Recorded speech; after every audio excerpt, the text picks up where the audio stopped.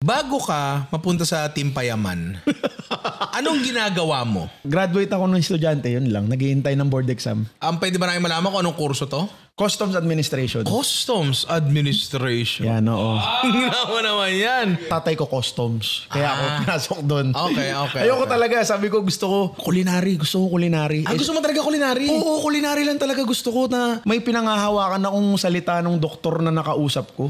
Nagpa-check up ako. Bata pa ako. Tapos tinatanong siya ng tatay ko, buti pa kayo, Dok. Natapos niyo yung pag-aaral niyo, Dok. No? Nakapag-doktor kayo. Sabi lang niya sa tatay ko, kasi gusto ko at dito ako masaya eh. Kaya kahit anong gawin ko, kahit ano pang itulak ko palayo, Bumabalik kasi ito talaga yung gusto ko. Tapos, tinake ko talaga yun hanggang sa, kasi pag bata ka pa bago-bago gusto mo, diba?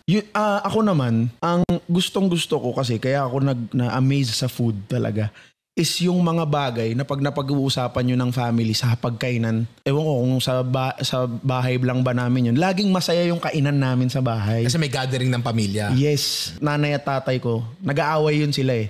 Pero, hindi dun sa hapagkainan. Laging pagdating sa kainan, masaya na sila.